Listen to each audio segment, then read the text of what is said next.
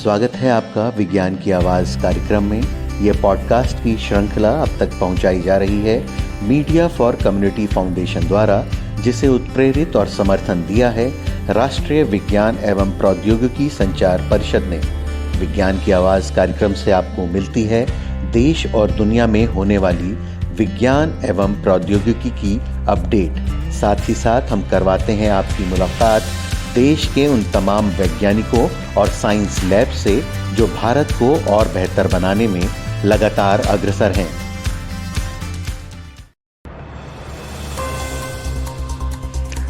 आज के top science update. सूरज में आई दरार, टूटा एक बड़ा हिस्सा, क्या होगा धरती पर असर। सूरज को लेकर वैज्ञानिकों ने एक हैरान करने वाली खोज की है। वैज्ञानिकों को मालूम चला है कि सूरज का एक बड़ा हिस्सा टूटकर अलग हो गया है। इस पूरी घटना को नासा के जेम्स वेब स्पेस टेलीस्कोप ने रिकॉर्ड किया है।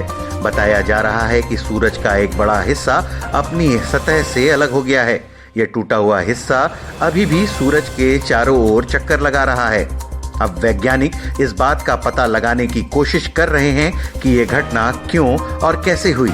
इस घटनाक्रम के बाद से वैज्ञानिक उत्साहित भी हैं और चिंतित भी हैं। एक रिपोर्ट में दावा किया गया है कि यह टूटा हुआ हिस्सा एक बवंडर की तरह सूरज के चारों ओर घूम रहा है। मौसम भविष्यवक्ता डॉक्टर तनिता स्कोव ने ट्विटर पर इस अनोखी घटना का एक वीडियो भी शेयर किया है। बता दें कि सूरज सोलर फायर या सोलर हीट का एक बड़ा सोर्स है। ये कभी कभी पृथ्वी पर संचार को प्रभावित करता है, इसलिए वैज्ञानिक सूरज में हुए इस नए विकास से ज्यादा चिंतित हैं।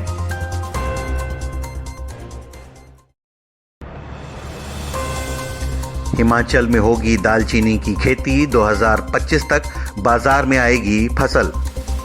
मीडिया में छपी खबरों के अनुसार हिमाचल प्रदेश के 5 जिलों हमीरपुर, सिरमौर, बिलासपुर, ऊना और कांगड़ा में वर्ष 2021 में पहली बार ट्रायल के रूप में दालचीनी के 50-50 पौधे लगाए गए थे।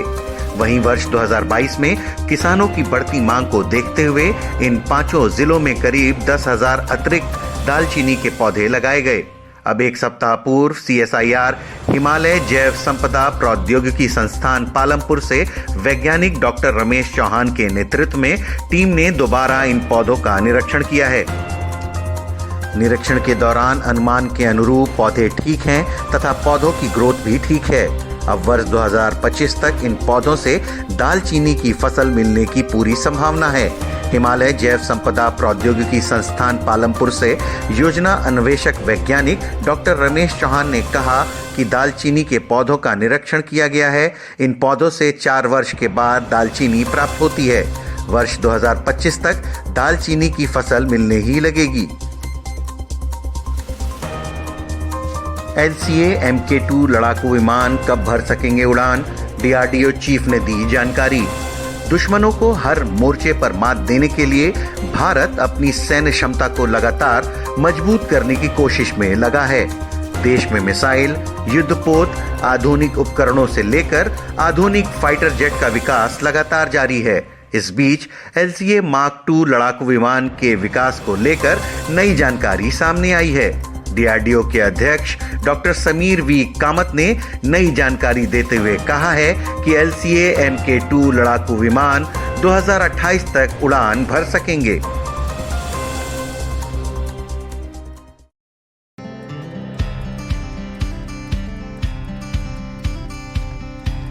साइंस अपडेट के बाद विज्ञान की आवाज में अब बारी है एम्पलीफायर की। एम्पलीफायर में हम करवाते हैं आपको रूबरू विज्ञान एवं प्रौद्योगिकी के विविध क्षेत्रों में अपने अत्याधुनिक अनुसंधान एवं विकास जनाधार के लिए ज्ञात वैज्ञानिक तथा औद्योगिक अनुसंधान परिषद की राष्ट्रीय प्रयोगशालाओं से तथा भारतीय कृषि अनुसंधान परिषद की प्रयोगशालाओं से। साथ ही साथ हम करवाते हैं आपकी मुलाकात उन खास लोगों से जो विज्ञान एवं प्रौद्योगिकी के क्षेत्र में लगातार काम कर रहे हैं, जिससे भारत और समाज बेहतर बन सके। आज के हमारे एपिसोड में भारतीय कृषि अनुसंधान संस्थान पूसा के वरिष्ठ वैज्ञानिक डॉक्टर अंचल दास बता रहे हैं उपसतही टपक सिंचाई के बारे में। ये ऑडियो पूसा के आधिकारिक चैनल के सौजन्य से है। जब हम फसलों में सिंचाई की बात करते हैं तो उसमें हमें मुख्य रूप से 3 चीज़ों का ध्यान रखना पड़ता है। जल की मात्रा, इरिगेशन या सिंचाई देने का समय, और तीसरी चीज़ जो बहुत महत्वपूर्ण है वो है सिंचाई की विधि। अभी हम जो सिंचाई जिस तरीके से जनरली करते हैं, जो फार्मर के खेत में प्रचलित हैं, वो जैसे क्यारी बना के सिंचाई करना, वाटर स्ट्रिप इरिगेशन देना या फरो सिंचाई करना, इन तीनों चारों जो सतही इरिगेशन की जो किस्में हैं, जो सिंचाई की जो तरीके हैं, इसमें जल की उपयोग दक्षता बहुत कम है। साथ ही में जो पोषक तत्व हैं उनका जो डिस्ट्रीब्यूशन है अक्रॉस द फील्ड वो सही से नहीं होता है। पोषक तत्व और जल या सिंचाई जल की दक्षता बढ़ाने के लिए हमारे पास सब सरफेस ड्रिप फर्टिगेशन सिस्टम एक ऐसा विकल्प है जिससे ये दोनों बढ़ सकते हैं। तो सब सरफेस ड्रिप फर्टिगेशन सिस्टम को अगर हम हिंदी में कहें तो वो अधोस्तही टपक सिंचाई एवं फर्टिगेशन सिस्टम, ये एक ऐसा सिस्टम है जिससे हम जल और पोषक तत्व सीधे तौर से पौधों की जड़ों तक पहुंचाते हैं। पौधों की जड़ों तक पहुंचाने के लिए हम छिद्र युक्त और ड्रिप युक्त ट्यूबें होती हैं, उसके द्वारा हम जल और पोषक तत्व दोनों पौधे की जड़ तक पहुंचा देते हैं डायरेक्टली, और जिससे जो जल की क्षति या पोषक तत्वों की क्षति, उर्वरकों की क्षति नहीं होती है। और इस विधि से सिंचाई करने से ऊपर की सतह, जमीन की ऊपर की सतह वो सूखी रहती है, जिसकी वजह से खरपतवार या अन्य बीमारियों का जो प्रकोप है वो भी कम होता है। जनरली हम जो सतही इरिगेशन के जो तरीके हैं, जो विधियां हैं, उसमें हम 5 से 6 सेंटीमीटर पानी पर सिंचाई लगाते हैं। 5 से 6 सेंटीमीटर का मतलब 5 से 6 लाख लीटर पानी हम प्रति सिंचाई खेत में लगाते हैं, वो चाहे गेहूं हो या मक्का हो या धान हो। तो ये जो पानी है इसकी ये मात्रा बहुत अधिक है, लेकिन अगर हम ड्रिप इरिगेशन से पानी लगाएं तो इसकी जो मात्रा है बहुत कम हो सकती है। तो जिस खेत में हम लोग खड़े हैं, इस खेत में हमने सब surface drip fertigation system install किया हुआ है। ये ICR से NASF प्रोजेक्ट के तहत किया गया है IRI में। ये 1 हेक्टेयर एरिया में सब सरफेस ड्रिप फर्टिगेशन सिस्टम हमने इंस्टॉल किया है। 1 एकड़ एरिया डायरेक्ट सीडर धान और गेहूं सिस्टम के लिए किया है, और दूसरा मक्का गेहूं सिस्टम के लिए किया गया है। एक ट्यूब से दूसरे ट्यूब की जो दूरी है वो 45 सेंटीमीटर है, और ड्रिप से ड्रिप की जो दूरी है, जो उन ट्यूबों में छिद्र हैं, उन छिद्रों की जो दूरी है वो 30 सेंटीमीटर रखी गई है, 30 सेंटीमीटर रखी गई है। और ये 2 जो लेटरल ट्यूब्स हैं ये जमीन की ऊपरी सतह से निचली सतह में 20 सेंटीमीटर पर इनको स्थापित किया गया है। इसके जो सिस्टम के जो मुख्य कंपोनेंट्स हैं, जो इसके मुख्य घटक हैं, वो है एक तो हमारे पास ट्यूबवेल होना चाहिए, वाटर का सोर्स होना चाहिए। दूसरा, उसके बाद हमारे पास पानी स्टोर करने के लिए टैंक चाहिए।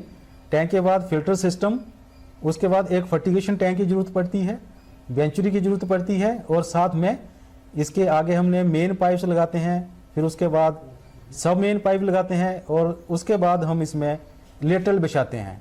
तो इस सिस्टम को लगाने के लिए हमने सबसे पहले जो हमारी लेटरल थी उसको भूमि की सतह पर स्थापित किया।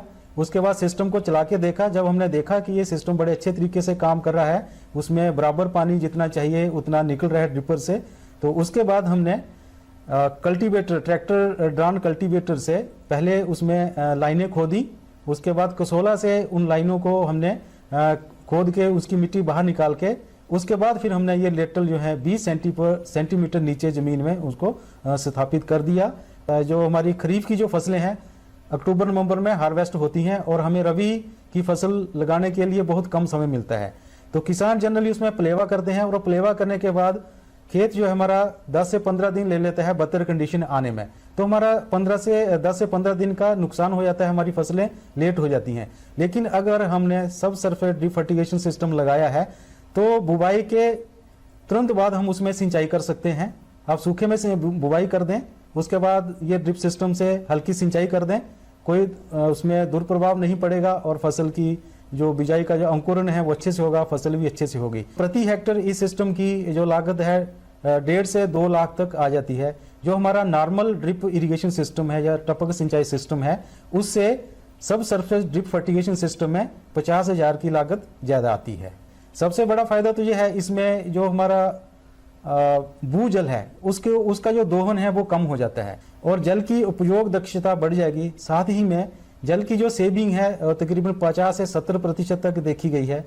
उसके साथ ही जो पोषक तत्व हैं, अगर हम डायरेक्टली फर्टिगेशन सिस्टम से जड़ में ही पहुंचा रहे हैं तो उसकी उपयोग दक्षता भी बढ़ जाती है, तकरीबन हम आधी मात्रा उसमें सेव कर सकते हैं। तो कुल मिला के हम ये कह सकते हैं कि जो हमारे किसान भाई हैं, सब सरफेस ड्रिप इरिगेशन में जो खर्चा लगता है, जो मैंने बताया 1.5 से 2 लाख तक, वो 3 साल के अंदर अंदर उसमें रिकवर कर लेते हैं। किसान भाइयों के लिए इसमें सब्सिडी का प्रावधान है। सेंट्रल गवर्नमेंट से जो सब्सिडी मिलती है तकरीबन 45% मिलती है और राज्य सरकारें भी इस पे सब्सिडी देती हैं। तो किसान किस किस्म का है, कौन सा किसान है, स्मॉल फार्मर है, मार्जिनल फार्मर है या जनजाति या अनुसूचित जाति का है, तो ये सब कुछ देखते हुए अधिक से अधिक 90% तक सब्सिडी इस सिस्टम में, टपक सिंचाई में उपलब्ध है। अब जाते जाते हम बताते हैं आपको बात पते की। क्या आप जानते हैं ठंडे पानी की तुलना में गर्म पानी तेजी से जम जाता है? ये था आज का विज्ञान की आवाज। आपको ये पॉडकास्ट कैसा लगा हमें बताएं mediaforcommunity@gmail.com पर। इस पॉडकास्ट को प्रोड्यूस किया है आशीष तिवारी ने।